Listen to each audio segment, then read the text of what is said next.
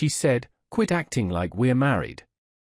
You don't get to decide where I go or who I spend time with." Everyone around burst out laughing. I just smiled quietly and stayed silent.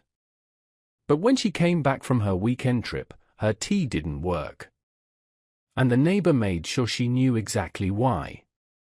My girlfriend Natalie and I have a fundamental disagreement about what counts as reality. I believe that if someone lives in your house, eats your groceries, and uses your Wi-Fi, that's a partnership. Natalie, however, thinks she's some kind of shining star, and I'm just a tiny satellite trapped in her pull. We've been together for 2 years. For the last 6 months, she's lived in my house. My name is on the mortgage. My name is on the bills. My name is even on the little plaque by the front door that says the Carters. She bought that plaque without even asking me, which in hindsight feels absurdly optimistic. Me? I'm a laid-back guy. I enjoy peace. I work from home as a freelance illustrator. I've got a couple of solid friends. And my idea of a wild Friday night is trying a different frozen pizza flavor. Natalie is nothing like that. Her life is a performance, and her audience is her 3 best friends, a loud little Greek chorus I privately call the Crows. Their names are Samantha, Clarissa, Anne. I can never remember the third one, so let's just call her Mello. The whole thing blew up last weekend. I was making dinner when Natalie strolled into the kitchen, already dressed to leave, phone glued to her ear. She was speaking loudly to her crows. "Oh my God, yes, I'm so in," she said. "A weekend away is exactly what I need." "No, don't be ridiculous, of course he's not coming." She hung up, turned to me with a beam, and announced, "Great news. The girls and I are heading to the lake for the weekend. Leaving tomorrow." This was the very first I was hearing of it. "Oh, okay," I said while stirring the pasta sauce. "Sounds fun.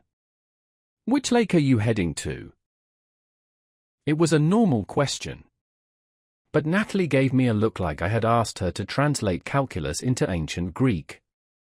She gave a sharp laugh, turned to Samantha, who had just entered, and said loudly, "Can you believe him? He wants to know where I'm going." Samantha scoffed, looking at me like I was an old piece of furniture not worth keeping. Then Natalie turned back to me, hands on her hips, and dropped the line that would echo in my mind for weeks. "Quit acting like we're married. You don't get a say in where I go or who I'm with." The crows exploded into laughter. They honestly thought this was peak comedy. A man, in his own house, being told he had no right to ask his living girlfriend about her plans. Hilarious. I just stood there, wooden spoon in hand, pasta sauce dripping to the floor. And instead of rage, I felt calm. The part of my brain trying to keep this relationship alive quietly packed its bags, put on a little hat, and walked out.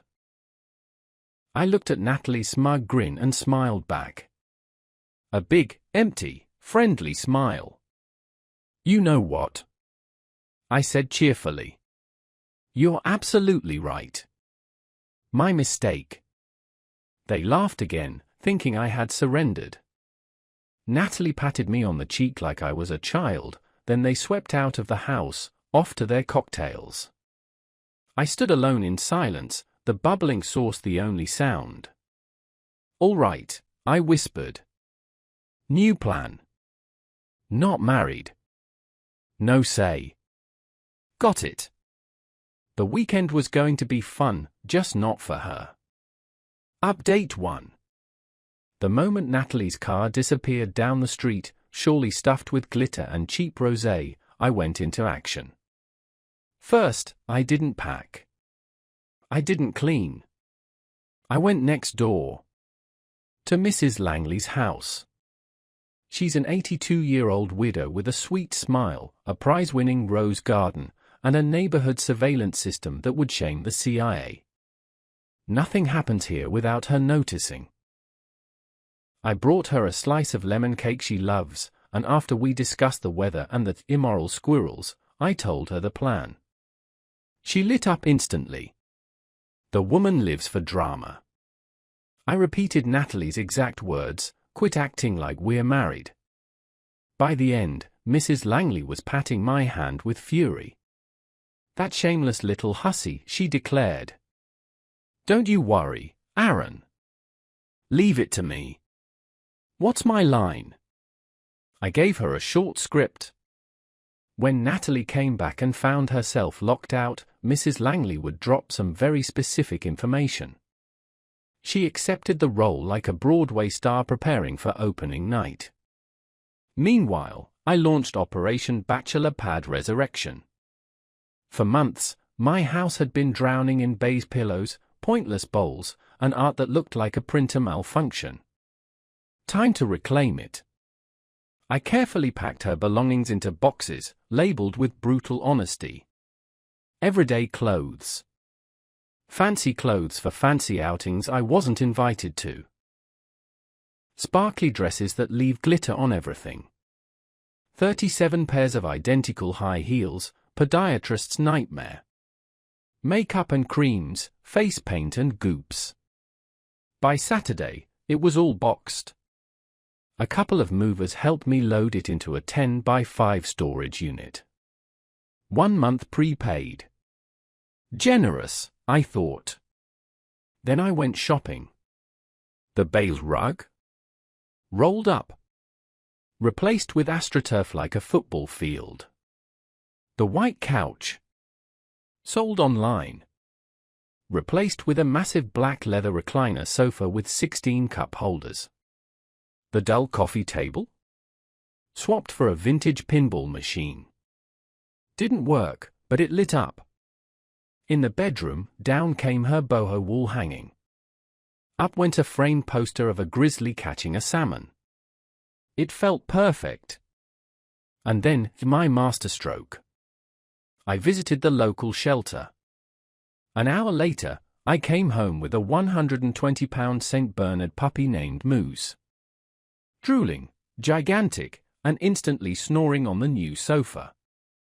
The house was alive again. Not a Bay prison. A fortress of unapologetic bachelorhood. Passwords changed. Wi-Fi renamed, get your own Wi-Fi. Password, not married LOL. I cracked open a beer, scratched Moose's ears, and waited. Update 2. Sunday night, 9 p.m. My doorbell camera pinged. There she was. Natalie, tanned and humming. She slid her key into the lock. Didn't turn. She tried again, annoyed. Then started banging. Moose lifted his head, let out a deep woof, and went back to snoring. She called my phone. Declined. Called again. Declined.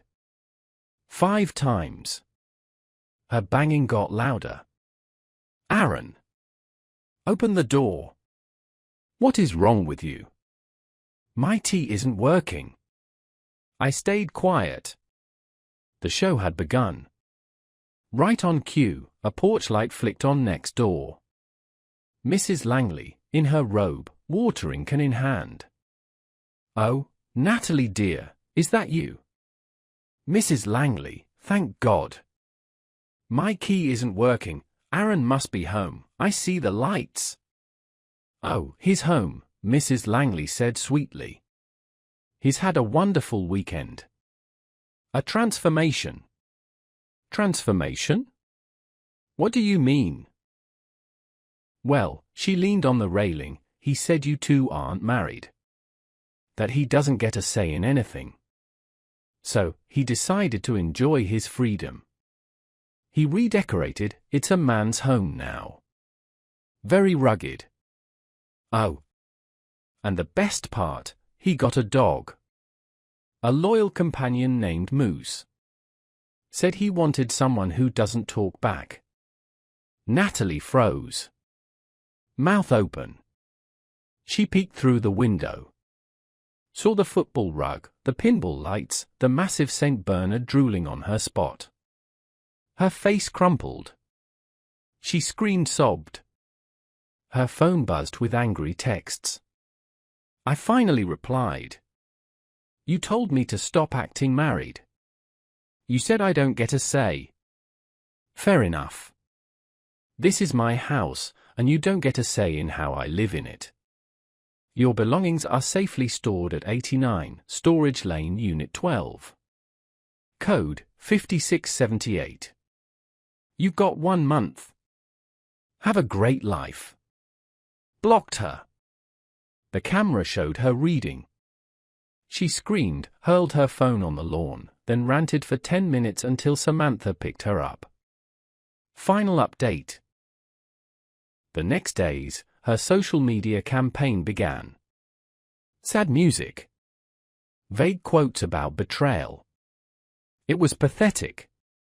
So I posted 3 photos, private to mutuals. Before, my sad beige living room. After, my leather sofa, football rug, pinball lights, Moose on the couch. Selfie of me and Moose, both happy. Caption. Not married. No say. Freedom looks good. #bachelorpad #dog is my co-pilot. It exploded. Friends laughed. Context spread. Suddenly it wasn't crazy boyfriend kicks her out. It was girlfriend says relationship's meaningless, shocked when he agrees. Her friends went silent. Natalie eventually had to move back with her parents, 3 hours away. She even sent a lawyer, demanding access and money. My lawyer replied with my mortgage papers and a polite question, will she be repaying 6 months of rent and utilities? We never heard back. A month later, at the dog park, Mello approached me. Hey, Aaron. I just wanted to say sorry about that night. We were out of line. I shrugged. She said what she said. I just believed her. Mello shook her head. She's still blaming you. Says her parents are making her get a job. She looked at Moose, who was trying to fit 3 tennis balls in his mouth. Honestly, looks like you're doing just fine. And she was right. The house is mine again. The pinball machine still doesn't work, but it glows. Moose is the best roommate I've ever had, loyal, funny, and never complains about my cooking. I learned something. The best revenge isn't some elaborate plan. It's just listening and believing what people say. Natalie told me I had no say. Now she has no say in my life. And I have no say in hers. And with a giant, drooling St. Bernard at my side, that feels like the happiest ending possible.